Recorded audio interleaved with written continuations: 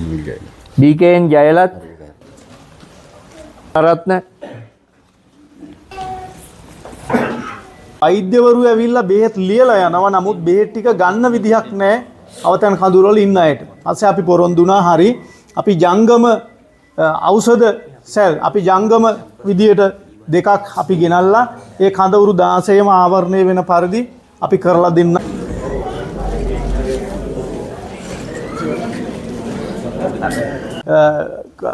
සේවා අපි වෛද්‍ය කඳවුරු 6ක් ඇතුළු වැඩසටහන් එක ලක්ෂ 30ක විතර අපි මුල් කාලේ ඉවර කළා. ඊළඟට කොළඹ දිස්ත්‍රික්කෙත් ඒ විදිහටම ඒ වගේම මුලතිව් දිස්ත්‍රික්කයේ අපි යාපනයේ අපේ උතුරු පළාත ඒ පැත්තේ නුවර ප්‍රදේශයෙන් දවස් 2කට පෙරේද දවසේ මේ වගේම අවතැන් වෙච්චි ඒ අපේම සහෝදර ජනතාවෙන් ස්ථාන 3කට අපි ගියා. සහන බඩුමලු ඒ වගේම මුදල් ලබා දීම තමයි අපි සිද්ධ කළේ. මේ සියලු දේවල්ම කරන්නේ සමස්ත ලංකා ඖෂධශාලා හිමියන්ගේ සංගමය සමස්ත ලංකා ඖෂධශාලා හිමියන්ගේ සංගමයේ 4000කට වැඩි කණ්ඩායමක් ලංකාව පුරාවටම එකතු වෙලා ඉන්නවා. ඒ වගේම දිස්ත්‍රික්ක වශයෙන් වෙන්වෙන්ව කණ්ඩායම් වශයෙන් එකතු වෙලා ඉන්නවා. මේගොල්ලෝ තමයි මුළු ලංකාවටම බෙහෙත් බෙදා හැරීම එහෙම නැත්නම් අපි ෆාමසි කියලා කියන්නේ මේ ෆාමසි වල හිමිකරුවන් කණ්ඩායම තමයි මේ ඉන්නේ. ඉතින් මේ කණ්ඩායම ඔබතුමන්ලා මේ විදිහට අසරණතාවයට පත් වුණා, මේ විදිහට විපත්ති අගතිදායක දෙයක් සිද්ධ වුණා කියලා ආරංචි වෙච්ච ගමන් ඒකේ වැඩි බරක් කරට ගන්න වැලිමඩ පොලිසිය ස්ථානාධිපතිතුමා මේ ස්වාමින් වහන්සේ සමග සම්බන්ධ වෙලා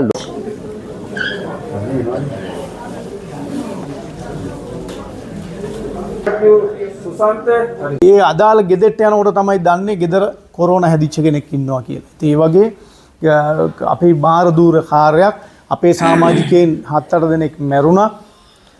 මේ කාර්යය කරන්න ගිහිල්ලා ඉතින් සමාජ සත්කාර කරනකොට එහෙම තමයි. ඒ වගේම අපි මේ සැරේ මේ 27 ඉඳලා මේ ස්වභාවික ව්‍යසනය අපි හිතුවේ නෑ මෙච්චර දුරට මේක බලපැවැත්වෙයි, මෙච්චර ජීවිත හානි වෙයි. අපි කඩු ගන්නාවේ නාය ගිහිල්ලා 3-4 දෙනෙක් මැරෙනකොට අපි හිතුවේ මේ පොඩි එකක් මේක යන්නේ. මේක 50ක් වෙනකොට අපි හිතුවේ හරි මේක 50 60 මේකේ නවති. අපි 100ක් වෙනකොට හිතුවේ නෑ මේක එච්චර වෙන්නේ නෑ. 200 වෙනකොට හිතුවා. නමුත් අපි නොසිතූ ආකාරයකට අපේ ජීවිත අපේ දේපල හානි කොච්චර වුණත් ප්‍රශ්නයක් නැහැ. දේපල කියන්නේ හම්බ කරන්න පුළුවන්. නමුත් අපි නොසිතපු විදියට අපි පුරවැසියෝ විදියට ඕගොල්ලොත් අපිත් එකම රටේ ජීවත් වෙන එකම ආකාරයට ජීවත් වෙන එකම හුස්ම ගන්න එකම කොටාසයක්. ඉතින් අපිට හරි සංවේදී අපි මාධ්‍යෙන් තමයි දැක්කේ විශේෂයෙන්ම මේ සම්පත් අබේවික්‍රම මහත්මයාගේ මේ වීඩියෝස් ඒ වගේ කොච්චර හානියක්ද මේ වෙන්නේ කියලා. එතකොට අපි විධායක සභාව රැස් වෙලා අපි සාකච්ඡා කළා මොකද්ද කරන්නේ, අපි මොන ආකාරයකටද මේකට අපි සම්බන්ධ වෙලා මේ යම් අපේ සහෝදර මිනිසුන් වෙනුවෙන් දෙයක් කරන්න කියන එක. ඒතර අපි තීන්දුව කළා අපි ඒ මුල් වෙලාවේ මං හිතන්නේ අපිට මේ ප්‍රදේශවලට ලං වෙන්න බෑ. එන්න විදිහක් නැහැ. අපිට කොච්චර හයිය ශක්තිය, මූල්‍යමය ශක්තිය මොන සම්පත් තිබුණත් අපිට එන්න විදිහක් නැහැ. එතකොට අපි ඒ වෙලාවේ අපි මොකද ලංකාවෙම දිස්ත්‍රික්ක 4ක් හෝ 5ක් තමයි මේ ව්‍යසනයට ලක් නොවුනේ. මේ ස්වභාවික ආපදාවට ලක් වුණා. අපි මූලිකවම ගම්පහ දිස්ත්‍රික්කයට ගිහිල්ලා අපි ගම්පහ දිස්ත්‍රික්කයේ සේවා අපි වෛද්‍ය කඳවුරු 6ක් ඇතුළු වැඩසටහන් එක ලක්ෂ 30ක විතර අපි මුල් කාලේ ඉවර කළා. ඊළඟට කොළඹ දිස්ත්‍රික්කෙත් ඒ විදිහටම ඒ වගේම මුලතිව් දිස්ත්‍රික්කයේ අපි යාපනයේ අපේ උතුරු පළාත ඒ පැත්තෙන් තෝරගෙන මුලතිව් දිස්ත්‍රික්කයේ ලක්ෂ 30ක් පමණ ඒ වැය කරලා ඒ අවශ්‍ය කටයුතු කළා. ඊට පස්සේ අපි ඊළඟට අපි රැස් වෙලා සාකච්ඡා කළේ අපි විශේෂයෙන්ම බදුල්ල දිස්ත්‍රික්කයේ, නුවරඑළිය දිස්ත්‍රික්කයේ, මහනුවර අති දැවැන්ත විදිහටම මේකට තර්ජනයට ලක්වුණු දිස්ත්‍රික්ක 3. එතකොට අපේ ඒ වෙනකොට අපි නිවේදන දාලා අපිට මුදල් එක්රැස් වෙමින් තිබුණා. අතිවිශාල මුදලක් එක්රැස් වෙමින් තිබුණා. ඒතකොට විවිධ යෝජනා ආවා. දැන් අපේ සම්පත් අබේවික්‍රම මැතිතුමා වගේ අපේ ඒ අය සම්බන්ධ වුණා. සම්බන්ධ වෙලා ඒ ඉල්ලීමුත් එක්ක සලකා බලලා විශේෂයෙන්ම අපේ ගරු සභාපතිතුමා චන්දිය ගංකන්ද මැතිතුමාගේ විශේෂයෙන් අවධාරණය කළේ මොකද වියලි සලාකයේ ආහාර ද්‍රව්‍ය සියල්ලම හම්බෙනවා. එතකොට සමහර වෙලාවට ඒ වෙනකොට අවතන් කඳවුරු වල තියාගන්න බැරි තරම් හම්බෙලා ඇති. නමුත් ඒ යෝජනාව අපේ ස්ථිර මේක උනේ අපිට මේ නාය ගිහිල්ලා ගේත් එක්ක යනකොට Tamanට බැංකුවේ මුදල් තිබුණත් බැංකුවේ මුදල් ගන්න බැංකු කාඩ්පත නැහැ. කාඩ්පත නැතුව අපිට යන්න පුළුවන් වෙලාවෙයි හදාගන්න විදියක් නැහැ, ඩෙන්ටිටියවත් නැහැ, උප්පැන්න සාතිකය මොකුත් නැතුව දාලා දුවන්නේ ඇඳිවත විතරක්නේ. ඉතින් අපි තීන්දුව කළා අපි මුදල් බෙදලා දෙමු. ඒක ටිකක් අපහසු කාර්යයක්, භාණ්ඩ බෙදනවා වගේ නෙමෙයි. ඒක විනිවිද භාවයෙන් කරන්න ඕනේ, හරි පුජ්‍යලෙන් තෝරගන්න ඕනේ. ඊට පස්සේ අපි මෙතුමාව සම්පත් අබේක්‍ර මෙතුමාව සම්බන්ධ කරගෙන එතුමාගේ අවශ්‍ය ඉල්ලීම පරිදි ඒ කටයුත්තටත් ඒ වගේම නුවරඑළිය දිස්ත්‍රික් ලේකම්තුමා සම්බන්ධ කරගෙන නුවරඑළිය ප්‍රාදේශීය ලේකම්තුමාගේ මූලිකත්වයෙන් ඒ අපි ඊයේ දවසේ සම්පූර්ණම එතන 218 දෙනෙකුට ලක්ෂ 15ක මුදලක් අපි බෙදලා දුන්නා. අපි මේක ආරම්භ කළේ පෙරේදා 16 වෙනිදා මහනුවර දිස්ත්‍රික්කයේ ස්ථාන 3ක අපි ලූල් කඳුර කියන ප්‍රදේශයේ වරා කලවිට අපර් ගෝණාව ඒ වගේත් මේ විදියම තමයි අවතැන් කඳවුරු බොහොම දුක්ඛිත විදියට ඉන්න අපි එතනත් ලක්ෂ 40ක පමණ මුදල් සහ භාණ්ඩ බෙදලා දුන්නා. ඒතර ඊයේ දවසෙත් අපි ඒ මුදල් බෙදීම ඊට පස්සේ ඊයේ හවස අපි තැනකට ගියා වයිසි මහත්තයා මං හිතන්නේ අපි එනකොට මම යනකොට ගියා ආපහු අපිට යන්න පුළුවන් වෙයිද දන්නේ නැහැ කියලා. නාය ගිහිල්ලා. එතකොට වැස්ස පටන් ගත්තා. දැන් මේ 16 වෙනිදා ආයි වහිනවා ආයි නාය යනවා කියලා කිව්වනේ.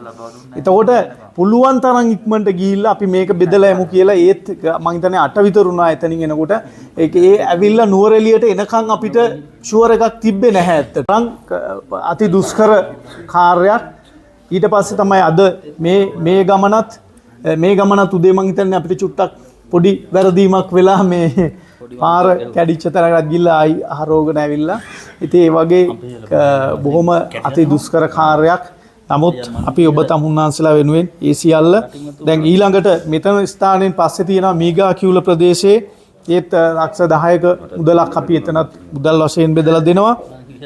ඊට පස්සේ අපේ මං හිතන්නේ මේ සම්පත් මහත්මයා වගේම මහත්මයෙක් අපේ ડોક્ટર පාලිත රාජපක්ෂ කියන්නේ අද ඊයේ නෙමෙයි ඒත් ඉතිහාසයේ ඉඳලා මං හිතන්නේ මතකයි අර ඊයේ පෙරදා ආසන්න සිදුවීමේ අර බස් එක මේ පෙරලිච්ච වෙලාවෙත් එතුමාවත් මම Facebook එකෙන් මීට අවුරුදු 5කට 10කට ඉස්සෙල්ලා ඉඳලා දන්නවා. ඒ වගේම මිනිස්සු වෙනුවෙන් හරි හිතයිසීව කටයුතු කරන ඒ ડોક્ટર පාලිත රාජපක්ෂගේ ඉල්ලීම් පරිදි එතුමාටත් පත්‍ර බෝතල් 1500ක් අපිට පරිත්‍යාග කරන්න තියෙනවා. අද දවසේ වැඩසටහනට ඊයේක අපි ඊළඟට තව සතියකින් හෝ දෙකකින් මොකද ඊ අපිට දිස්ත්‍රික් ලේකම්තුමා ප්‍රාදේශීය ලේකම්තුමා දැනුවත් කරපු දෙයක් තමයි මේ සෞඛ්‍ය කඳවුරු ටිකක් කරමු. මොකද නුවරඑළිය දිස්ත්‍රික්කේ පමණක් කඳවුරු 16ක් මේ වගේ 16ක් තියෙනවා කියලා. මොකද දැනටත් වෛද්‍යවරු ඇවිල්ලා බෙහෙත් ලියලා යනවා. නමුත් බෙහෙත් ටික ගන්න විදිහක් නැහැ අවතන් කඳවුරු වල ඉන්න අයට. ඊපස්සේ අපි පොරොන්දුනා හරි අපි ජංගම ඖෂධ සෙල් අපි ජංගම විදියට දෙකක් අපි ගෙනල්ලා ඒ කඳවුරු 16ම ආවරණය වෙන පරිදි අපි කරලා දෙන්නම්. ඒකත් අපි තව දවස් සතියකින් දෙකකින් අනිවාර්යයෙන්ම කරනවා. අපේ ගෞරවනීය නායක ස්වාමීන් වහන්සේ අපි පොරොන්දු වෙනවා මෙම ස්ථානෙත් ඇතුළුව මෙතුමා දන්නවා ඇති මේ ප්‍රදේශයේ කොහෙද තියෙන්නේ. ඒ සියලුම ටික ආවරණය වන පරිදි නැවතත් අපි ඔබලව හමුවට එනවා. ඒ එනකොට සෞඛ්‍ය කඳවුරු විතරක් නෙමෙයි අපිට තව මොනවා හෝ අඩුපාඩුවක් තිබුණොත් අවශ්‍යතාව නායක හමුදුරනේ දැනුවත් කරන්න. අපි ඒවත් අරගෙන ඉන්නම්. එහෙමනම් සියලුම දෙනාට බොහොමත්ම ස්තුතියි. V ஆறுமுனன்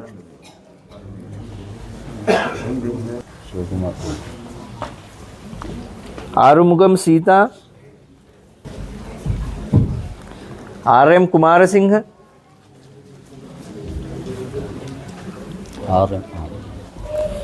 Vivek Kumar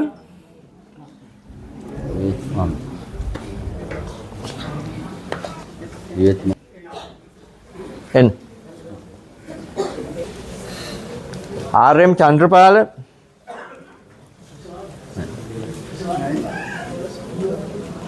RM. उम्मा